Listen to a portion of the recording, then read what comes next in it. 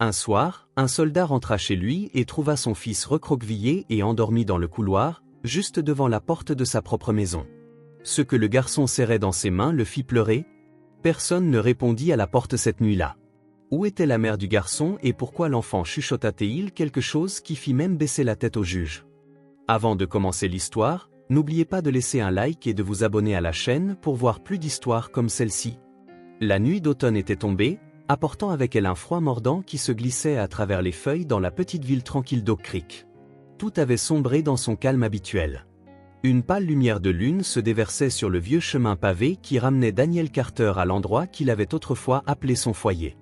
Son vieux pick-up, le même qu'il avait transporté depuis son unité, s'arrêta devant la maison au toit rouge où il avait laissé son cœur 3 ans plus tôt. La lumière du porche était toujours allumée, une petite lueur dans la nuit qui fit marquer une pause à Daniel. 3 ans, et maintenant, il était enfin chez lui. Pas d'appel, pas d'avertissement. Il avait espéré une douce surprise, des retrouvailles imprévues, calmes et simples. Il voulait juste voir sa femme, Laura, et leur petit garçon, Noah. Daniel coupa le moteur et sortit. Son uniforme portait encore des traces de métal, de poudre à canon et de temps. Jetant son sac de sport sur son épaule, il jeta un coup d'œil aux fenêtres familières. Les pots de fleurs sur le porche étaient encore arrosés, l'herbe le long de l'allée avait été tondue. Tout semblait normal. Mais alors, il s'arrêta, le cœur serré. Quelque chose n'allait pas. Là, sur les marches du porche, sous la douce lumière, se trouvait une petite silhouette recroquevillée, la tête appuyée contre un sac à dos en forme de dinosaure. Daniel accéléra le pas, le cœur battant. Ce petit garçon, c'était Noah. Il tomba à genoux. Noah dormait, vêtu d'une fine veste et de chaussures usées, ses petites mains agrippant fermement quelque chose. Une petite clé en bois, la même clé factice que Daniel lui avait appris à fabriquer quand il était petit. Il avait l'habitude de plaisanter, « C'est la clé de notre maison, mon fils. Où que tu sois, tu retrouveras toujours ton chemin. » Noah, murmura doucement Daniel en le secouant. Les yeux bruns de Noah s'ouvrirent lentement, confus, vaseux. Puis, quand il vit le visage de son père, le garçon se redressa d'un coup. « Papa? C'est vraiment toi ?» Daniel sourit, la voix tremblante. « C'est moi, mon grand. » Noah jeta ses bras autour du cou de son père. Son petit corps tremblait, glacé, alors qu'il s'accrochait à lui. Noah chuchota, « Je n'avais pas de clé. Maman est allée dîner avec oncle Ethan. Je pensais qu'elle serait de retour avant que je m'endorme. J'ai attendu, mais elle a dit que je suis un grand garçon maintenant, que je devrais apprendre à attendre. » Daniel ne répondit pas. Son esprit s'emballa. Ethan? Qui était Ethan? Pourquoi son fils dormait-il dehors par une nuit aussi froide? Il prit Noah dans ses bras et se précipita vers la porte d'entrée. Toujours verrouillée. Daniel sonna. Aucune réponse. Il sortit son téléphone. Le numéro de Laura ne passait pas. Il essaya de nouveau. Rien. Les lumières de la maison étaient allumées, mais personne ne venait à la porte. Daniel resta immobile un instant, le vent s'engouffrant dans son col. Il faisait un froid glacial. Il serra Noah plus fort contre lui et retourna au camion. Son fils s'était endormi sur son épaule, épuisé, gelé, affamé.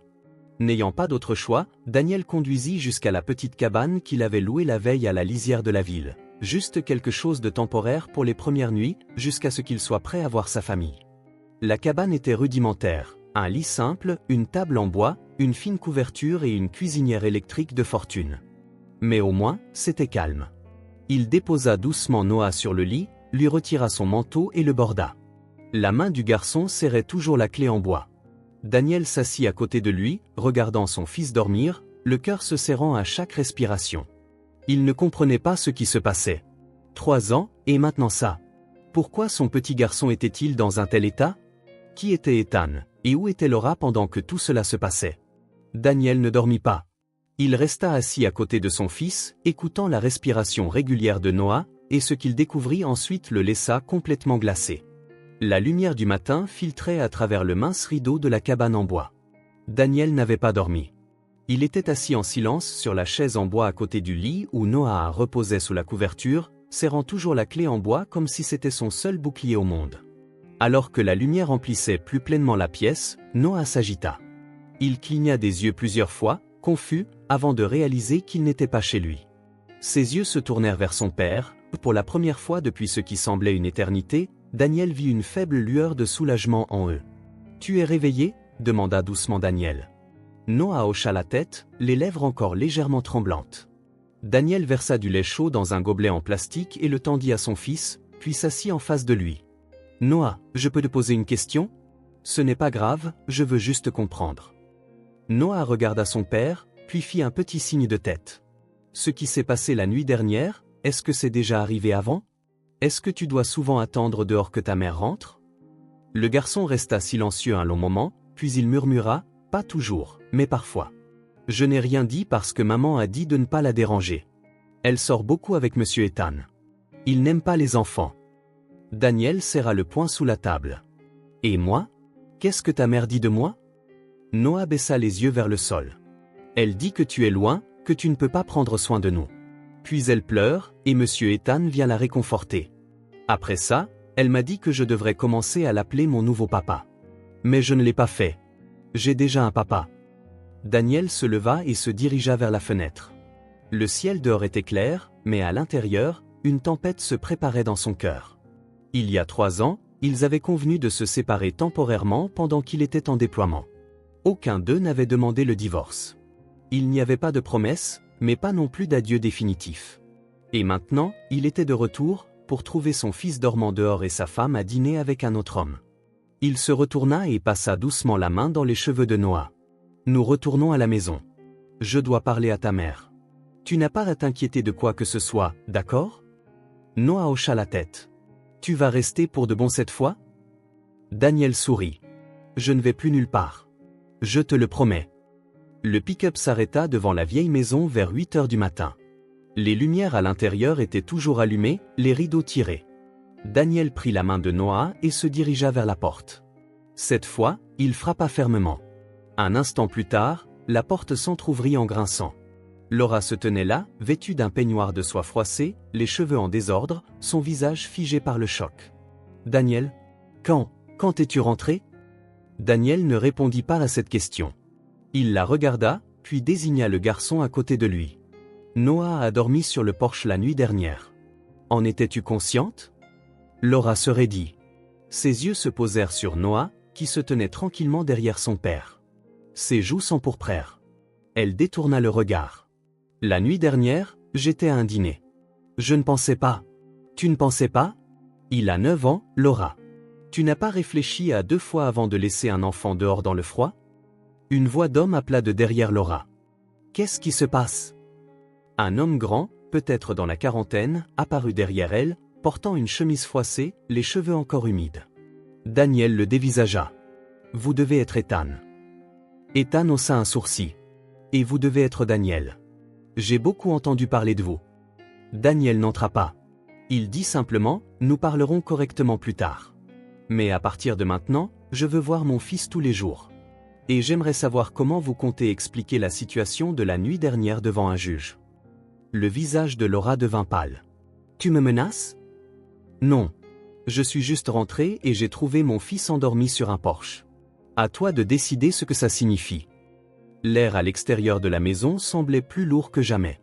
Ethan croisa les bras, comme prêt à intervenir, mais Daniel s'était déjà retourné, guidant Noah vers le camion.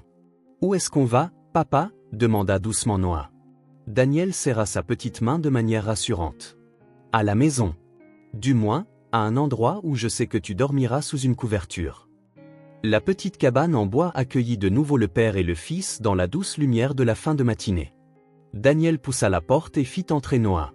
L'espace n'avait pas changé, simple, sans fioritures, mais chaleureux. Une partie de cette chaleur venait de la lumière dorée du soleil filtrant par la fenêtre.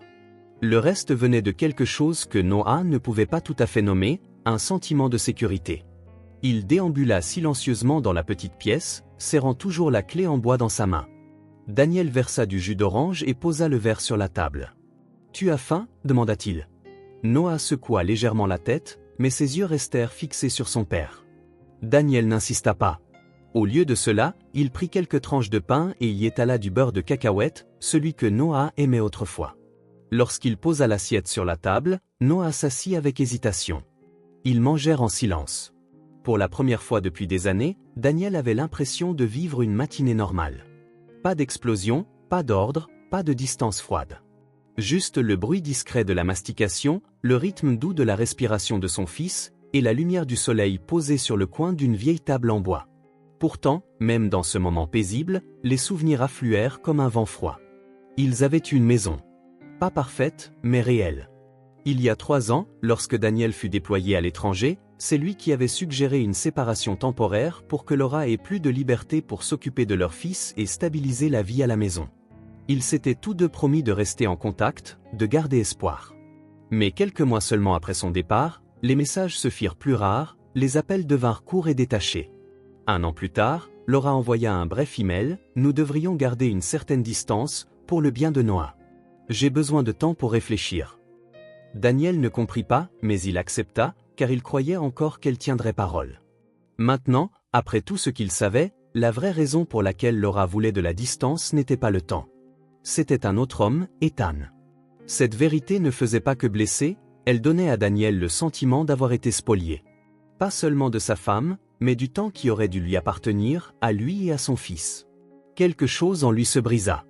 Mais même en cette matinée tranquille, en regardant Noah mâcher lentement son sandwich, Daniel comprit qu'il restait quelque chose qu'il pouvait protéger. Après le petit déjeuner, Daniel invita Noah sur le porche. Il sortit un vieux banc dans la cour et en essuya la poussière. Noah le rejoignit, tenant une bande dessinée usée qu'il avait trouvée dans son sac à dos, la seule chose qu'il avait encore de la maison. Daniel s'assit à côté de lui, ouvrit sa boîte à outils et commença à bricoler quelques petites réparations. « Je peux dormir ici ?» demanda Noah nonchalamment. « Je veux dire, dans cet endroit, cette cabane. » Daniel s'arrêta et regarda son fils. « Si c'est ce que tu veux, il y a toujours une place pour toi ici. » Le garçon hocha la tête. Il ne dit rien de plus, mais sa posture se détendit un peu. Une jambe se balançait doucement, ses doigts tournant les pages d'un livre, lisant doucement les dialogues pour lui-même. Daniel l'observait. Il y avait une sorte de silence étrange chez le garçon, ni enjoué, ni insouciant. Même en lisant, ses yeux jetaient constamment des coups d'œil vers Daniel, comme s'il avait peur que son père puisse disparaître sans avertissement. Plus tôt dans l'après-midi, Daniel avait fait la lessive pour Noah. Alors que le garçon se changeait, Daniel remarqua de légères marques sur son bras. Pas des coups, mais de légères ecchymoses, étirées, comme si elles avaient été causées par une pression ou en se cognant dans un espace étroit. Le poignet de sa manche était effiloché. Dès que Noah surprit le regard de son père, il tira rapidement sa manche vers le bas. « Que s'est-il passé ici ?» demanda doucement Daniel. Noah parut troublé. « Peut-être quand j'ai rampé sous le lit. Oncle Ethan n'aime pas quand je laisse traîner mes affaires, alors j'ai tout rangé vite fait. » Daniel ne répondit pas, mais il enregistra chaque détail dans son esprit. Ce soir-là, ils organisèrent ensemble une petite commode et plièrent des vêtements. Noah ajouta de nouveaux dessins au mur. L'un était une maison avec une porte ouverte. Un autre montrait un adulte et un enfant debout côte à côte. Daniel s'arrêta en le voyant. « C'est moi ?» demanda-t-il. Noah hocha la tête. « Tu ouvres la porte. Tu ne m'as pas fait attendre. » Daniel se détourna, faisant semblant de plier d'autres vêtements. Il ne voulait pas que son fils voie la rougeur dans ses yeux. Cette nuit-là, Noah se coucha tôt. Juste avant de s'endormir, il demanda à voix basse, « Tu seras encore là demain ?» Daniel hocha la tête. « Je serai là tous les jours. Sauf si je dois aller acheter des biscuits. » Cela fit rire doucement Noah. Il tourna son visage dans l'oreiller, pour la première fois, il s'endormit sans serrer la clé en bois dans sa main. Daniel s'assit au bord du lit, regardant son fils dormir. Dans son esprit, un plan commençait à prendre forme. Il avait besoin des conseils de quelqu'un qui comprenait la loi. Il devait faire éclater la vérité. Mais avant tout cela, il devait donner à Noah quelque chose de plus profond, la confiance de croire que toutes les portes ne sont pas verrouillées et que tous les adultes ne partent pas pour ne jamais revenir. Cette vie paisible qu'il commençait à peine à toucher changerait complètement dès le lendemain matin. Ce matin-là, Daniel ramena Noah à l'école. Juste avant de sortir de la voiture, le garçon serra doucement la main de son père. Daniel se pencha, ajusta son écharpe et le rassura, « Tout va bien se passer. Je t'attendrai au portail. » Après que Noah fut entré, Daniel se dirigea vers le bureau de Mademoiselle Amy. Elle l'accueillit avec un air de soulagement discret. « Je suis contente que Noah soit venu à l'école avec vous aujourd'hui, » dit-elle doucement. « Ce garçon a besoin de la présence de son père. » Elle lui montra un dessin que Noah avait fait la semaine précédente. Un enfant assis, blotti près d'une porte fermée, la neige tombant rue dehors. Au loin, l'ombre d'un adulte s'éloignait. Pas de soleil, pas de chaleur. Daniel ne put parler. Je ne peux rien affirmer avec certitude, ajouta mademoiselle Amy, mais Noah a besoin d'un endroit qui ressemble vraiment à un foyer. Un endroit où il sait qu'il est écouté. Daniel la remercia et partit sans un mot de plus. Mais en arrivant au portail de l'école, il vit Laura debout à côté d'Ethan et d'un homme inconnu. « Mon avocat, Rick Hanson, » dit Laura sèchement. « Vous devriez savoir que, selon la loi de cet État, sans emploi stable ni résidence légale, vous ne pouvez pas garder Noah. » Daniel serra la sangle de son sac à dos. « Le garçon a été laissé dehors devant ta porte, Laura. Qu'y a-t-il de plus instable que ça ? » « C'était juste une situation malheureuse, » rétorqua-t-elle rapidement. Ethan intervint, d'un ton suffisant, « Ne laissez pas vos émotions personnelles perturber la vie de Noah. Nous sommes sa vraie famille maintenant. » Daniel ne répondit pas. Il savait qu'ils avaient la loi de leur côté. Il n'avait pas d'emploi, la cabane n'était qu'une location temporaire. Si cela allait au tribunal maintenant, il perdrait tout. Il fut un temps où il avait rempli les papiers du divorce, mais il ne les avait jamais envoyés. Une partie de lui avait espéré que Laura changerait. L'autre partie savait que s'il demandait le divorce sans stabilité, la garde de Noah lui échapperait pour de bon. Et c'était quelque chose qu'il ne pouvait tout simplement pas accepter. Cet après-midi-là, Daniel se rendit au vieux garage de Bill pour demander du travail. « Je ne peux pas payer beaucoup, » dit Bill en s'essuyant les mains avec un chiffon. « Mais si tu supportes la graisse et les matins glacials, tu peux commencer demain. »« Je peux le supporter, » répondit Daniel. « J'ai juste besoin de récupérer mon garçon tous les après-midi. » Dans les jours qui suivirent, sa vie s'installa dans un rythme tranquille. Les journées au garage, les après-midi à récupérer Noah, les soirées seules dans la cabane. Le paquet de biscuits et la note manuscrite qu'il laissait chaque soir sur le porche de Laura devinrent son seul fil de connexion avec son fils. Chaque jour, un petit sourire de Noah suffisait pour que Daniel continue. Un jour, il reçut une invitation à une réunion d'anciens élèves.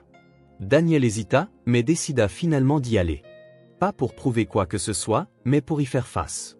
La réunion se tenait dans un grand restaurant. Quelques anciens camarades de classe engagèrent la conversation, exprimant leur admiration pour son service militaire. Daniel se contenta d'offrir un faible sourire, parlant peu. Puis Laura apparut, le bras enlacé autour de celui d'Ethan. Elle s'approcha, la voix plus forte que nécessaire. « Oh, Daniel! Je ne m'attendais pas à ce que tu viennes. N'es-tu pas occupé avec tes devoirs de père célibataire ?» Ethan intervint avec un sourire narquois, « Les soldats, excellents pour se battre, nuls pour maintenir les choses en ordre. Je suis là tous les jours, Laura. Et Noah n'a pas à attendre. » La table animée devint soudainement silencieuse. Daniel resta immobile, ne disant rien. Mais Laura continua, les yeux brillants d'une fierté suffisante, « J'ai fait le bon choix. Quelqu'un qui gagne sa vie, qui construit une vraie vie. Pas quelqu'un coincé dans le passé, sans maison, sans avenir. » Daniel ne parla pas. Il les regarda simplement tous les deux, sans colère dans les yeux, seulement une profonde et silencieuse tristesse. Il posa doucement son verre d'eau sur la table, se retourna et s'éloigna de la réunion. Cette nuit-là, il resta assis dans la cabane sans allumer les lumières. Chaque mot qu'il voulait dire reposait en silence sur une feuille de papier vierge. Mais il ne l'envoya pas. Parce que les mots ne peuvent pas réparer un cœur endurci. Seule l'action le peut. Daniel prit une profonde inspiration. Il n'allait plus argumenter. Il travaillerait. Il observerait. Il se préparerait. Et quand le moment viendrait, il regagnerait son fils. Non pas avec des mots, mais avec une force tranquille que personne ne pourrait nier. Après la confrontation amère devant la porte d'entrée la nuit où Daniel est rentré, et les insultes cruelles lancées par Laura et Ethan, Daniel sut que le silence n'était plus une option. Il avait trouvé un travail au garage de Bill Harris, un homme au grand cœur et compréhensif qui possédait l'endroit. Chaque jour, Daniel travaillait sans relâche. Ses mains se familiarisèrent avec les bruits des machines, l'odeur de la graisse et de l'huile. Il apprit vite, avec la détermination et la discipline d'un soldat aguerri, Daniel devint progressivement l'un des mécaniciens les plus qualifiés de l'atelier. Monsieur Harris le complimentait souvent, à plus d'une occasion, laissa entendre que des projets de réparation plus importants et des promotions potentielles pourraient s'offrir à Daniel. Il savait que la route serait longue, mais pas à pas, il reconstruisait une base pour lui-même et pour Noah. Pourtant, Le bien-être de Noah restait une préoccupation constante dans le cœur de Daniel. Il garda l'habitude de récupérer Noah après l'école et de laisser de petits paquets de biscuits avec des notes manuscrites sous le porche de Laura. Il observait attentivement son fils, remarquant que si le garçon souriait plus souvent en sa présence, ses yeux portaient encore une tristesse persistante. Chaque fois que Daniel le ramenait chez Laura, l'enfant semblait être une fleur délicate se flétrissant lentement dans un endroit où les soins et la chaleur manquaient. Mademoiselle Amy, l'enseignante de Noah, envoyait fréquemment des messages à Daniel pour lui faire part de ses inquiétudes concernant l'état émotionnel du garçon.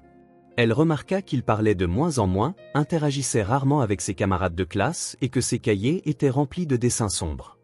Daniel sut que le moment était venu, non seulement d'aimer en silence, mais d'agir dans le cadre de la loi. Un soir de fin d'automne, la pluie battait à verse contre les fenêtres de la cabane. Le vent fouettait les gouttes de côté et le tonnerre grondait au loin. Daniel était assis, lisant, mais ses pensées ne cessaient de dériver vers la vieille maison. Il s'inquiétait pour Noah. Était-il trempé par la pluie? Avait-il dîné? Même si Daniel avait maintenant un travail et un toit stable au-dessus de sa tête, l'inquiétude pour son fils ne le quittait jamais. Pendant ce temps, à la vieille maison, Laura et Ethan se préparaient à sortir pour célébrer une importante affaire commerciale. Ethan, vêtu d'un costume cher, vérifia sa montre. « Allons-y, Laura. Nous allons être en retard. » Laura attrapa son sac à main de créateur et enfila son manteau à la hâte. Elle était tout sourire, rayonnante du frisson du nouveau succès et du confort du luxe. « Où est Noah? Il est rentré maintenant, n'est-ce pas ?» demanda-t-elle distraitement, son ton indiquant clairement qu'elle ne se souciait guère de la réponse. « Tu as dit qu'il pouvait prendre soin de lui-même, » haussa les épaules Ethan, sans même prendre la peine de vérifier. « Il est probablement dans sa chambre. Verrouille juste la porte, nous ne voulons pas qu'il se promène. » Laura fit ce qu'Ethan disait. Elle verrouilla solidement la porte d'entrée sans jamais vérifier si Noah était réellement rentré. Elle supposait qu'il était à l'intérieur, bien au chaud dans sa chambre, comme toujours. La voiture de luxe d'Ethan s'élança sous la pluie, laissant la maison derrière elle dans l'obscurité et le bruit des gouttes qui tombaient. Aucun d'eux ne réalisa que Noah n'était pas à la maison. Noah était encore dehors. Il était rentré de l'école à pied ce jour-là. L'entraînement de football s'était prolongé de manière inattendue et il avait manqué le dernier bus. La pluie était arrivée sans prévenir et il n'avait pas de parapluie.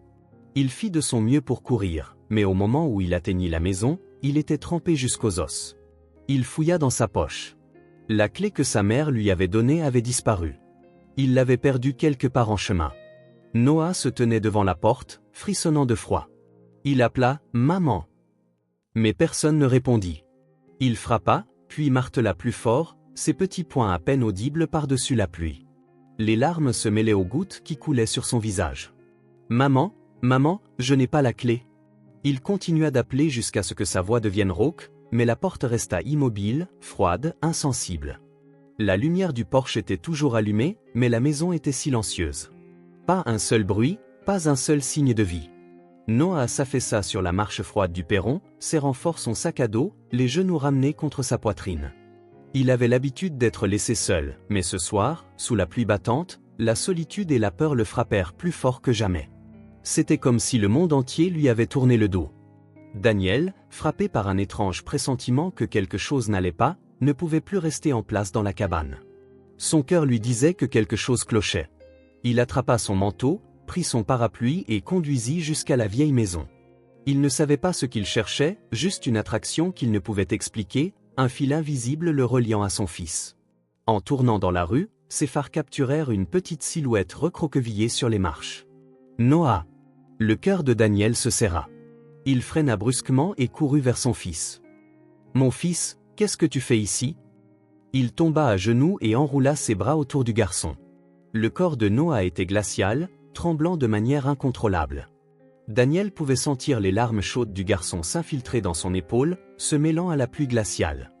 Il enleva son manteau et l'enveloppa étroitement autour de Noah, essayant de le réchauffer. Noah se blottit dans les bras de son père en sanglotant. « Papa, je n'avais pas la clé. Maman est partie. S'il te plaît, ne pars pas encore ?» Cette supplication, faible et brisée, frappa Daniel comme un éclair en plein cœur. « S'il te plaît, ne pars pas encore. » C'était tout ce que le garçon voulait. Pas d'argent, pas une grande maison. Juste un père. Quelqu'un qui ne l'abandonnerait jamais. Quelqu'un qui serait toujours la porte ouverte qui l'attendait. À ce moment-là, une silhouette apparut dans la lumière sur le porche. Madame Mildred. Elle était là depuis le début, tenant un parapluie, observant. Des larmes coulaient sur son visage bienveillant. Elle avait tout vu. Noah laissé pour compte, les coups désespérés à la porte et la mère qui n'est jamais venue. Je ne peux plus rester là à regarder sans rien faire, Daniel, dit-elle, la voix tremblante mais ferme. C'est arrivé trop de fois. Il mérite un père. Une vraie maison. Une maison où la porte est toujours ouverte pour lui. Elle posa doucement sa main sur l'épaule de Daniel, un geste silencieux de soutien, de solidarité. Et à cet instant, sous la pluie froide, dans les bras de son père, Noah se sentit plus en sécurité qu'il ne l'avait été depuis longtemps. Il faisait entièrement confiance à son père, une confiance qui ne pouvait être ébranlée. Et Daniel sut qu'il ne pouvait plus se taire. Les mots cruels de Laura et d'Ethan, Noah recroquevillé sous la pluie, et cette supplication désespérée l'avait poussé à bout. C'est pour cela qu'il devait se battre. C'était le moment pour lui de s'affirmer, pleinement et publiquement, en tant que père. Daniel porta Noah dans le camion et retourna directement à la cabane. Cette nuit-là, il passa des heures à réchauffer Noah, à lui raconter des histoires et à calmer les peurs qui s'étaient enracinées en lui. Le lendemain matin, alors que Noah dormait encore profondément, Daniel prit sa décision. Il décrocha le téléphone et appela l'avocate que M. Bill lui avait recommandée, une avocate spécialisée en droit de la famille nommée Sarah Chen. « Je veux la garde de mon fils, » dit Daniel, la voix stable et inébranlable. « Et je veux que les choses soient justes. J'ai besoin que vous enquêtiez sur Laura et l'homme avec qui elle vit. Je veux prouver que je peux être le meilleur parent, que je suis capable de donner à Noah la vie qu'il mérite. Et je jure que je ne laisserai plus jamais mon garçon passer une autre nuit comme celle-là. » Sous la pluie froide d'une nuit de fin d'automne, blotti dans l'étreinte chaleureuse de son père, la supplication fragile de Noah, « S'il te plaît, ne pars pas encore », était plus qu'un cri d'enfant. C'était l'étincelle qui alluma une résolution féroce en Daniel. Les larmes de son fils, la peur gravée au plus profond de ce petit cœur usé, devinrent la déclaration la plus retentissante d'une bataille qui ne pouvait plus être évitée. Daniel Carter n'était plus le père silencieux et endurant qu'il avait été. Il se tenait maintenant droit, inébranlable, prêt à affronter tout ce qui l'attendait. Pour Noah. Pour le jour où cette porte d'entrée s'ouvrirait vraiment, non seulement pour laisser entrer Noah, mais pour laisser l'amour, la sécurité et l'appartenance prendre racine et régner. Depuis cette nuit froide et pluvieuse où Noah avait supplié en larmes, « Papa, s'il te plaît, ne pars plus », Daniel sut qu'il ne pouvait plus tarder un seul instant. L'appel à son avocate fut la première étape, marquant sa transformation d'un père souffrant en silence en un combattant déterminé. Il commença à rassembler des preuves, documentant chaque fois que Noah était laissé seul, chaque mot cruel que Laura et Ethan avaient lancé au garçon. Monsieur Bill du garage automobile, ainsi que leur voisine, Madame Mildred, devinrent des soutiens discrets mais indéfectibles de Daniel. Ils en avaient vu plus qu'assez. Pourtant, avant que toute action légale puisse prendre effet, Daniel continua sa routine quotidienne de récupérer Noah après l'école, s'assurant que son fils était en sécurité et se sentait aimé. Il continuait de laisser de petits sacs de biscuits et des notes manuscrites sous le porche de Laura, un rappel silencieux d'une présence qui ne pouvait être effacée. Un après-midi de week-end, alors que Daniel attendait la sortie de l'école, il aperçut Laura et Ethan déjà debout au portail. Laura, comme toujours, était impeccablement habillée. Ethan portait des lunettes de soleil sombre, dissimulant ce regard froid familier. Un sentiment de malaise envahit Daniel. Laura s'approcha de Noah avec un sourire forcé. « Noah, ce soir, tu dînes avec moi et oncle Ethan. Nous allons au restaurant Blue River. Oncle Ethan a une nouvelle excitante à partager. » Noah regarda Daniel, puis de nouveau sa mère, les yeux remplis d'incertitude. Daniel savait que Noah ne voulait pas y aller, mais le garçon ne pouvait se résoudre à dire non à sa mère. Daniel se contenta de tapoter doucement la tête de son fils. « Vas-y. Je vais retourner à la cabane. » Le dîner eut lieu au restaurant chic Blue River, où le cliquetis des couverts se mêlait au doux murmure des conversations. Laura et Ethan étaient assis en face de Noah. Pendant tout le repas, Ethan se vanta sans cesse de ses nouveaux projets et de ses récents succès. Laura riait brillamment, comme pour monter un spectacle afin de prouver qu'elle avait fait le bon choix. « Noah, » dit Ethan, son ton lourd alors qu'il posait une main sur l'épaule du garçon, « j'ai un grand projet en cours. Si ça marche, ta mère et toi aurez une vie encore meilleure. Tu vois, j'ai toujours voulu le meilleur pour cette famille. » Laura sourit et acquiesça. « Oncle Ethan nous aime beaucoup, toi et moi, Noah. C'est le meilleur père que tu puisses avoir. Ethan se tourna vers Noah, le sourire sur son visage légèrement forcé. C'est vrai. Tu devrais m'appeler papa maintenant, Noah. Je suis ton nouveau père. Regarde ta mère, elle a retrouvé le bonheur. Et c'est moi qui dirigerai cette famille. Il éleva délibérément la voix, juste assez pour que les tables voisines puissent entendre. Noah resta silencieux. Il baissa la tête, ses petites mains serrées sous la table. Sa gorge se noua. Appeler Ethan papa? L'homme qui faisait que sa mère l'ignorait? L'homme qui le regardait froidement quand il était laissé dehors à frissonner? Son vrai père, Daniel, était celui qu'il avait toujours attendu, qui laissait des biscuits sur le porche, qui le serrait fort contre lui cette nuit glaciale et pluvieuse. Voyant Noah toujours silencieux, Laura lui donna un coup de pied sous la table. Noah, dis quelque chose. Oncle Ethan te parle. Ethan haussa un sourcil, clairement irrité. Qu'est-ce qui ne va pas, Noah? Tu ne m'aimes pas? J'ai vraiment essayé d'être un bon père pour toi. Son ton portait une menace subtile. Noah sentit sa poitrine se comprimer. Il leva lentement la tête, les yeux rouges d'avoir retenu ses larmes. J'ai déjà un papa, dit-il, la voix tremblante mais ferme. Mon papa ne me laisserait jamais enfermer dehors. Le restaurant entier sembla s'arrêter. Le cliquetis découvert cessa. Plusieurs convives tournèrent la tête. Ethan Blake frappa soudainement la main sur la table. Noah, de quoi parles-tu? Le verre sur la table trembla, manquant de se renverser. Le visage de Laura devint pâle. Elle attrapa rapidement la main de Noah, essayant de le faire se lever. Ça suffit, Noah. Tu es ridicule. Elle le tira de sa chaise, sans même prêter attention aux gens autour d'eux. Ne touche pas à mon fils. Daniel Carter apparut. Il se tenait à l'entrée du restaurant, ayant été témoin de toute la scène. Il n'avait pas l'intention d'écouter aux portes. Un vieil ami l'avait invité à prendre un café dans un café de l'autre côté de la rue, et il avait vu Laura et Ethan entrer avec Noah. Quelque chose dans ses tripes lui avait dit que quelque chose n'allait pas, alors il avait suivi. Ethan et Laura regardèrent Daniel, incrédules. Laura balbutia, « Toi, qu'est-ce que tu fais ici ?» Daniel ne lui répondit pas. Il croisa le regard d'Ethan, son regard acéré et froid, comme au temps de l'armée. « Lâche mon fils. Noah n'est pas ta propriété. Tu ne peux pas faire ce que tu veux de lui. » Embarrassée et furieuse d'être prise dans un moment aussi gênant, Laura traîna précipitamment Noah vers la porte. Elle le tira pratiquement, ignorant les regards curieux des autres clients. « Tu m'as vraiment mise dans l'embarras », siffla Laura, son sourire forcé disparut, remplacé par un visage rouge de colère. « Si je dois choisir entre une maison avec une porte fermée et un père qui m'attend toujours, je choisis papa. » La voix de Noah tremblait de larmes alors que Laura le traînait hors du restaurant. Ces mots étaient doux, mais ils résonnèrent dans la pièce comme une déclaration.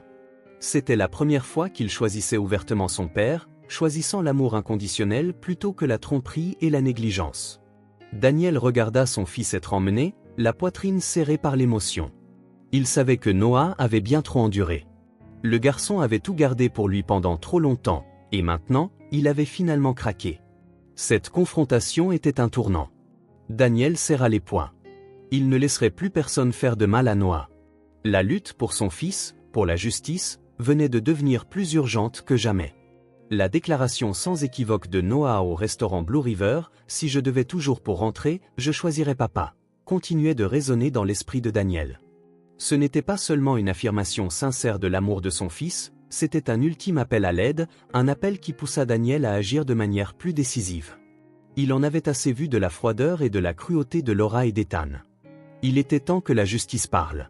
Dès le lendemain matin, Daniel se rendit au cabinet d'avocat que Mademoiselle Amy, l'enseignante de Noah, lui avait recommandé. C'était un petit bureau situé dans une rue calme, avec une vieille enseigne patinée qui disait Carter et Associés. Il fut accueilli par une jeune avocate au comportement calme et aux yeux vifs. Son nom était Sarah Chen. Elle écouta patiemment l'histoire de Daniel, sans jamais l'interrompre, prenant des notes détaillées et soignées. Daniel lui raconta tout, ses 3 années à l'armée, le fait que Laura n'avait jamais légalement divorcé de lui mais vivait ouvertement avec Ethan Blake, comment Noah avait été laissé dehors sur le porche, les insultes qu'il avait subies, et enfin, la confrontation au restaurant.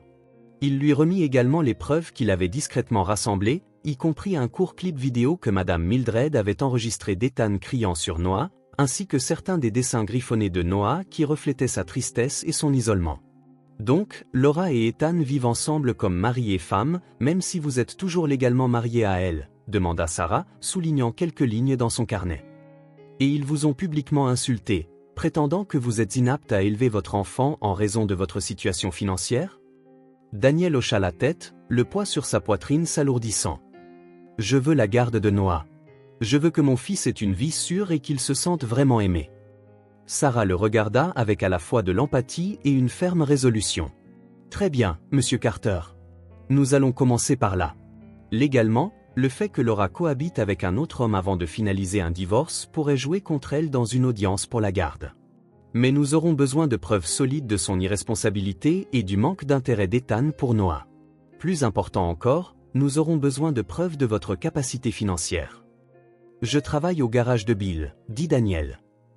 Le salaire n'est pas élevé, mais c'est suffisant pour que je loue une cabane et que je fournisse à Noah le nécessaire. Sarah hocha la tête. Il nous faudra plus que cela pour que le tribunal croie que vous pouvez offrir à Noah une vie stable. Nous aurons besoin d'un dossier financier clair. Et je pense que nous devrions également examiner de plus près la situation financière de Laura et d'Ethan. La jeune avocate commença immédiatement son enquête. Elle demanda à Daniel de fournir toutes les informations qu'il avait sur Laura et Ethan, y compris leur nom complet, adresse, profession et tout détail qu'il pourrait connaître sur les affaires d'Ethan. Quelques semaines plus tard, Daniel reçut un appel de Sarah. Sa voix semblait plus sérieuse que d'habitude. Monsieur Carter, nous avons examiné les comptes bancaires et les dossiers financiers au nom de Laura Jenkins, dit Sarah. Il y a plusieurs irrégularités. Une grande quantité d'argent a transité par ces comptes, et les transactions ne correspondent pas aux revenus habituels de Laura. Daniel fronça les sourcils. Quel genre d'irrégularité? Ces transactions sont effectuées depuis plusieurs endroits, même depuis des adresses IP étrangères. Ce qui est plus troublant, c'est qu'elles sont liées à des projets immobiliers fictifs ou à des transferts de propriété effectués à des prix bien inférieurs à la valeur du marché. Nous soupçonnons que cela indique du blanchiment d'argent, et il semble qu'Ethan Blake utilise le nom de Laura pour dissimuler ses activités illégales. Daniel était stupéfait. Il se souvint d'un moment où Ethan s'était vanté auprès de Laura, « Je suis méticuleux avec la paperasse. Personne n'a jamais trouvé la moindre faille dans mes dossiers. » Il s'avéra que cette soi-disant méticulosité n'était rien de plus qu'une couverture pour un comportement criminel. Et ce qui était encore plus alarmant, c'est que Laura, qui était la titulaire du compte, semblait complètement inconsciente qu'elle pouvait être une complice silencieuse, même involontairement. Elle avait été manipulée par Ethan, emportée dans un tourbillon d'argent et d'ambition sans voir la situation dans son ensemble. Elle n'était qu'un pion dans le jeu complexe d'Ethan. Pendant ce temps, sur un autre front, la docteure Leah Morgan, une psychologue pour enfants, avait poursuivi ses séances avec Noah sur la recommandation de son enseignante, Mademoiselle Amy. Petit à petit, Noah commençait à s'ouvrir à la docteure Leah. Il parlait de ses peurs de dormir seul, de la solitude des repas pris en solitaire et du sentiment d'abandon qu'il ressentait lorsque sa mère était absorbée par sa vie avec Ethan. La docteure Leah nota des signes de léger traumatisme psychologique chez Noah, mais elle observa également une nette amélioration depuis le retour de Daniel. Le garçon avait commencé à sourire plus souvent, à dessiner des images plus lumineuses et à exprimer un désir clair d'être avec son père. Le rapport psychologique, soigneusement préparé par la docteure Leah, servirait de preuve cruciale au tribunal, démontrant à quel point l'environnement actuel de Noah avait été préjudiciable à son bien-être mental. La bataille pour Noah ne consistait plus seulement à revendiquer les droits d'un père. Elle avait ouvert une porte cachée, entraînant Daniel dans un labyrinthe de manigances dissimulées. Pièce par pièce, les découvertes de la jeune avocate révélaient une vérité bien plus sombre. Ethan Blake tissait une toile complexe de tromperie, et Laura, aveuglée par le désir et un besoin désespéré de bonheur, était devenue sans le savoir une pièce sur son échiquier. Dans cette tempête de richesses et de mensonges, le sort de Noah, de Daniel et même de Laura serait bientôt décidé sur la balance de la justice. Une bataille que Daniel savait qu'il ne pouvait pas se permettre de perdre. L'appel fatidique de Daniel à l'avocate Sarah Chen marqua le début d'un nouveau chapitre difficile. Dans les semaines qui suivirent, le modeste cabinet d'avocats de Sarah devint la forteresse de Daniel. La jeune avocate travailla sans relâche, faisant équipe avec Daniel et la docteure Leah Morgan pour rassembler chaque élément de preuve possible, du témoignage de Madame Mildred au dessin de Noah, et même aux traces financières suspectes liées à Ethan Blake. En même temps, Daniel travaillait d'arrache-pied pour stabiliser ses propres finances, acceptant de longues journées de travail au garage de Monsieur Bill pour prouver qu'il était tout à fait capable de s'occuper de son fils. Le jour de l'audience pour la garde, toute la ville d'Oak Creek semblait retenir son souffle. La nouvelle de l'affaire s'était répandue rapidement, non seulement parce qu'elle impliquait un soldat de retour au pays et une mère traîtresse, mais aussi parce que l'histoire du jeune Noah négligé avait touché de nombreux cœurs. La petite salle d'audience était bondée. Des yeux curieux, des regards anxieux et même quelques regards durs et critiques, tous fixés sur Daniel, Laura et Ethan. Lorsque la juge Maria Bell entra, les murmures s'éteignirent. C'était une femme aux cheveux argentés, dans la cinquantaine, les cheveux soigneusement relevés, les yeux vifs mais le visage calme et compatissant. Ancienne avocate très respectée, elle s'était forgée une réputation d'équité et de toujours prioriser le bien-être des enfants. L'audience commença. L'avocate de Laura parla la première.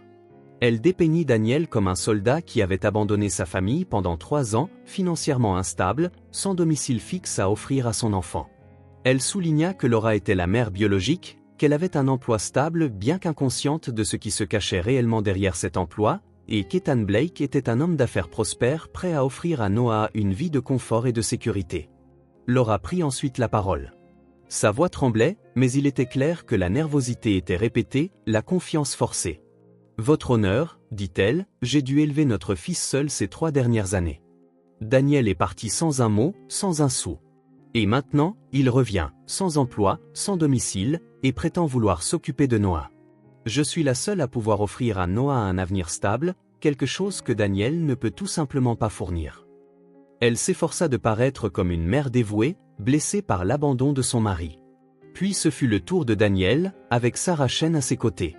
Sarah commença par un exposé clair du statut matrimonial légal du couple et du fait que Laura cohabitait avec Ethan avant même qu'un divorce ne soit prononcé. Elle présenta des preuves que Daniel avait discrètement soutenu et entretenu des liens avec Noah depuis son retour. De petits paquets de biscuits, des notes manuscrites, les allers-retours à l'école. « Votre honneur, dit Sarah fermement, ce n'est pas un débat sur les finances. C'est un débat sur la sécurité émotionnelle, sur le type d'environnement dont un enfant a besoin pour grandir sainement. Nous avons des évaluations psychologiques de la docteure Leah Morgan, qui a personnellement conseillé Noah Carter. » La docteure Leah Morgan, calme et professionnelle, prit la parole. Elle expliqua le préjudice psychologique que Noah avait subi en raison du manque d'attention de sa mère et du comportement émotionnellement distant d'Ethan Blake.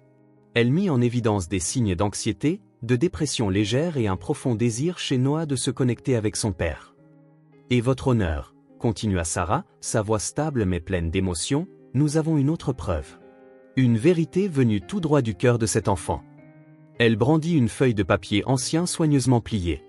C'était une courte rédaction que Noah avait écrite pour son enseignante, Mademoiselle Amy.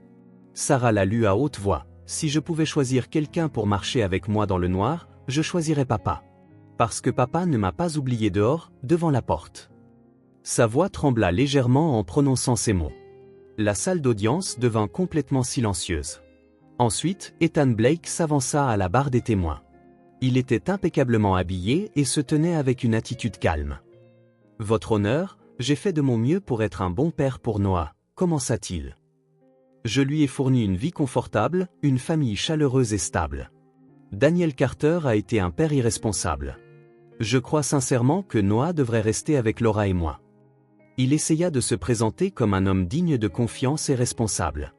Mais ensuite, Sarah Chen produisit une pile de documents supplémentaires. « Votre honneur, dit-elle, nous avons des preuves que M. Ethan Blake a utilisé le nom de Laura Jenkins pour ouvrir des comptes bancaires frauduleux, liés à des transactions immobilières illégales, dont certaines présentent des signes de blanchiment d'argent. Ces documents ont été soumis aux autorités compétentes pour une enquête plus approfondie. » Un faible murmure parcourut la salle d'audience. Le visage d'Ethan Blake devint pâle, bien qu'il s'efforçât de rester calme. Laura, en revanche, était abasourdie. Elle regarda Ethan avec une incrédulité totale. Elle n'avait aucune idée de tout cela. Finalement, la juge Maria Bell regarda directement Noah, qui était assis à côté de Daniel. « Noah Carter, aimerais-tu dire quelque chose ?» Noah, habituellement un garçon calme et réservé, leva lentement la tête. Il regarda Daniel, puis Laura, et enfin croisa le regard de la juge Bell. La salle d'audience tomba dans un silence complet. Noah prit une profonde inspiration. Sa voix était jeune et douce, mais dans le silence de la salle, chaque mot résonna clair et vrai. Je n'ai pas besoin de quelqu'un de riche. Je ne veux pas de quelqu'un qui est là seulement quand tout va bien. Je veux quelqu'un qui ne me laisse pas dormir dehors sous la pluie. Je veux juste quelqu'un qui se souvient d'ouvrir la porte quand je rentre à la maison. Les mots de Noah transpercèrent le cœur de toutes les personnes présentes dans la salle. Le silence était assourdissant. Quelques femmes essuyèrent des larmes. Même la juge Belle fit un petit signe de tête, les yeux brillants d'émotion. La simple vérité, prononcée par le cœur d'un enfant, avait tout mis à nu. Daniel serra Noah dans une étreinte forte, des larmes coulant librement sur ses joues.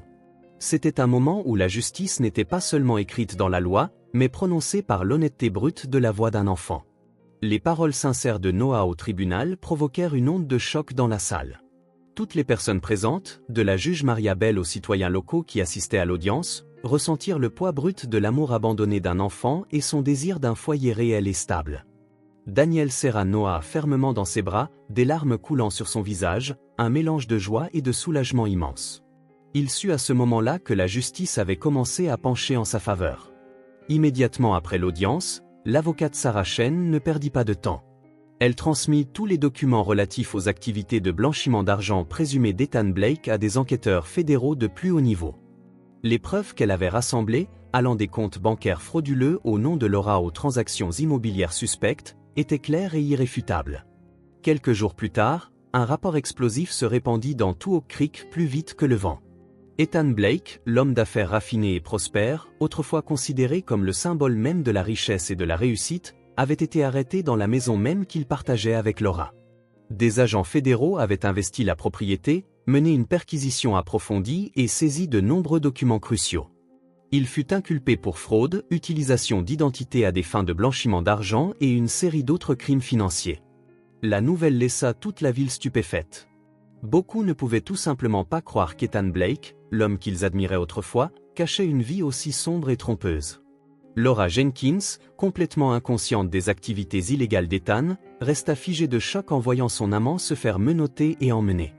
Ses yeux s'écarquillèrent, son visage se vida de toute couleur alors que les officiers l'escortaient. Ethan ne lui jeta même pas un regard. « Tu ferais mieux de prendre soin de toi, Laura », dit-il froidement, son ton sec et sans émotion, vide d'inquiétude, vide de regret. « Ne t'attends pas à ce que je t'aide. Tout est à toi maintenant. » Ces paroles cruelles frappèrent Laura comme une gifle. Elle s'effondra en sanglots, le suppliant, essayant désespérément d'expliquer qu'elle n'avait aucune connaissance des comptes ou des manigances. Mais il était bien trop tard.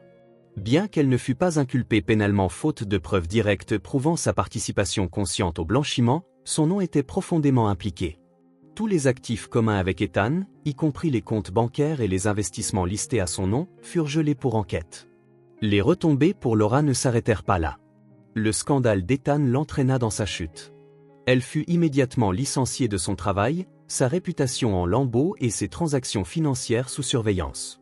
Les amis qui l'admiraient autrefois pour avoir trouvé un partenaire riche et prospère se détournèrent maintenant, la traitant comme une source de problèmes. Laura devint une femme sans rien. Sa réputation, sa carrière, son argent, même l'homme pour qui elle avait tout sacrifié, tout avait disparu. Quelques semaines plus tard, l'audience finale du tribunal eut lieu.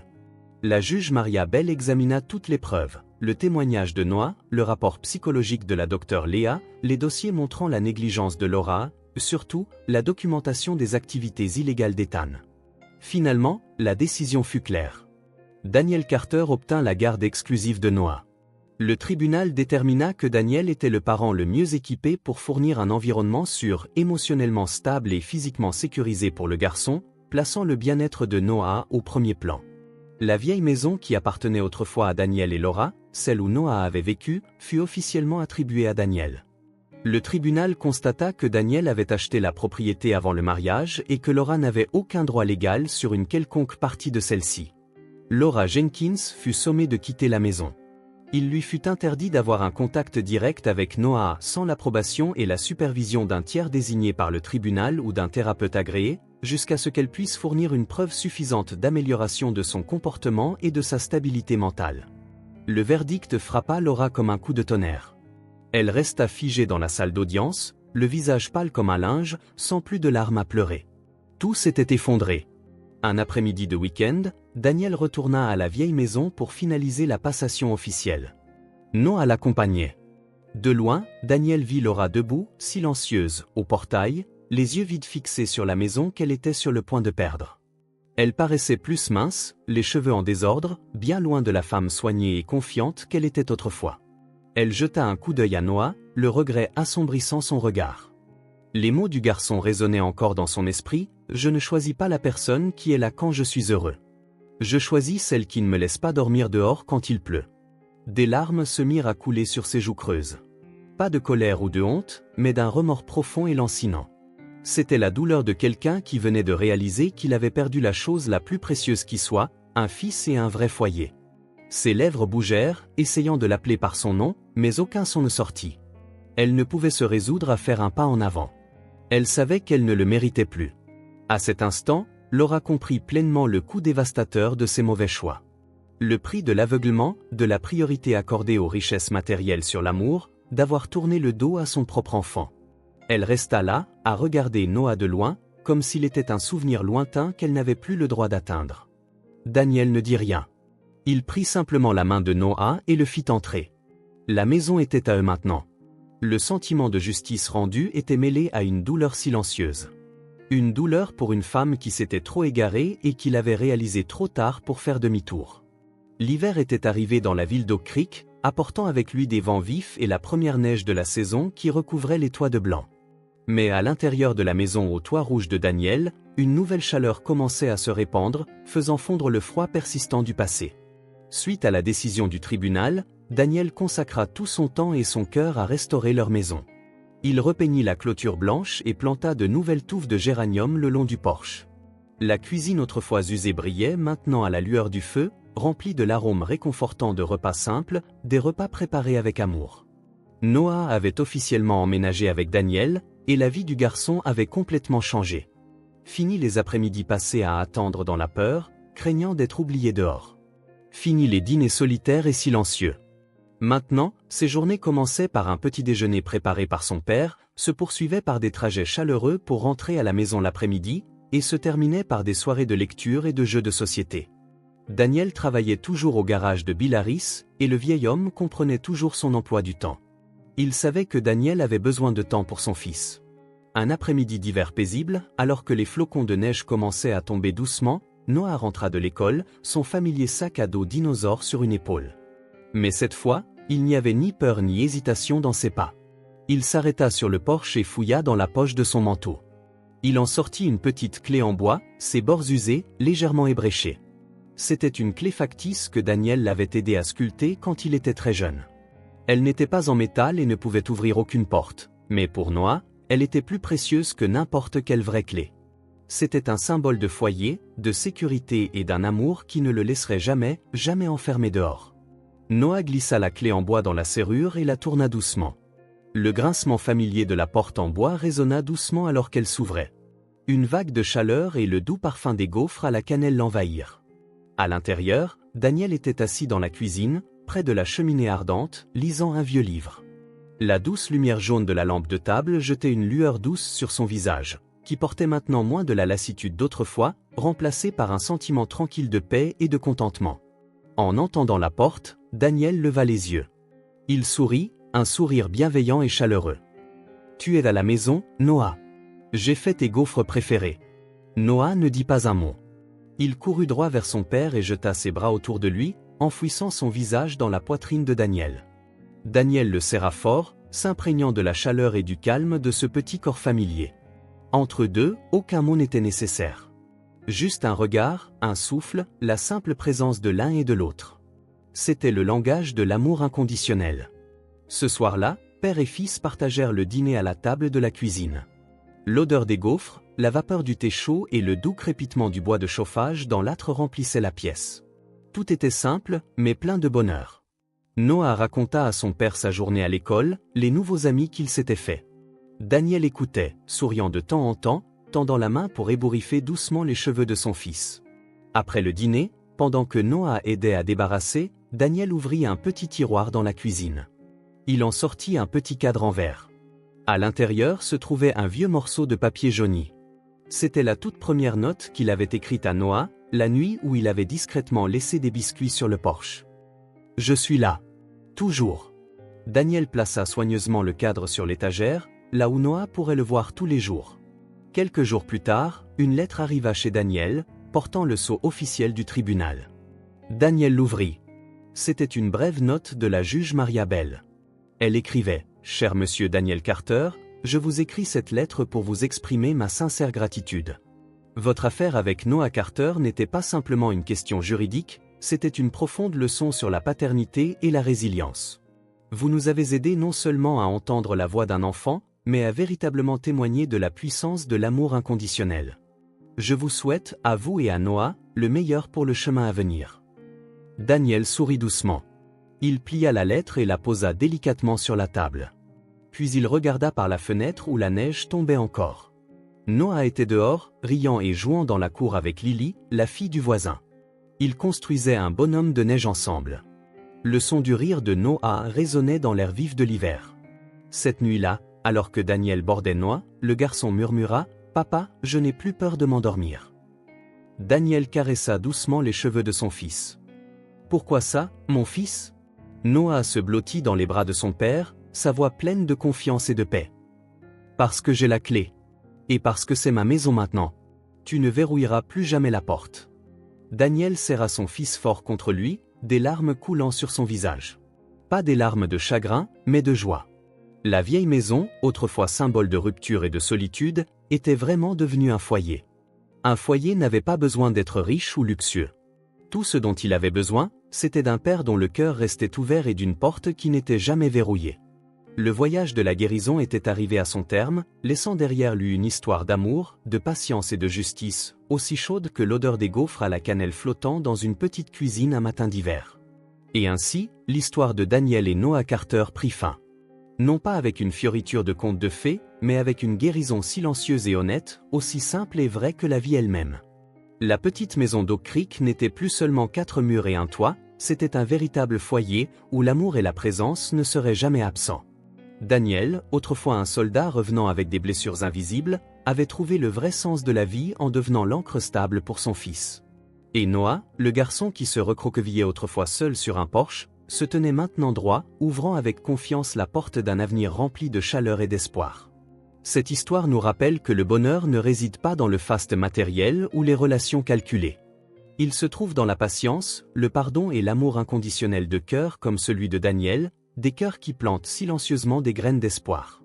Madame Mildred et Mademoiselle Amy nous ont montré que parfois, un simple regard de compréhension ou un mot d'encouragement bien placé détient un pouvoir extraordinaire. Elles nous ont appris qu'un vrai père ou une vraie mère n'est pas celui qui donne des richesses, mais celui qui ne ferme jamais la porte à son enfant, quelles que soient les circonstances. D'un autre côté, Laura a révélé le prix de l'aveuglement et de l'indifférence. En poursuivant un glamour superficiel et des promesses vides, elle a perdu la chose la plus précieuse de toutes, l'amour et la confiance de son fils. Sa vie est devenue une leçon douloureuse sur les conséquences de placer les choses matérielles au-dessus des liens familiaux. Et les gens comme Ethan Blake, se cachant derrière un masque de moralité tout en tissant des mensonges et des manigances, n'ont finalement pas pu échapper à la justice. Sa toile de tromperie a été exposée, preuve qu'aucune injustice ne dure éternellement. Combien de cœurs l'histoire de Daniel et Noah a-t-elle touché? Avez-vous déjà été témoin d'un enfant aspirant à être aimé, à être entendu? Et dans votre propre vie, avez-vous déjà senti qu'un petit acte, une présence silencieuse, avait plus de pouvoir de guérison que 1000 mots? Faisons en sorte de transmettre ces histoires de compassion et d'amour familial, pour que chaque enfant de ce monde puisse tenir sa propre clé et trouver toujours une porte ouverte qui l'attend pour rentrer à la maison.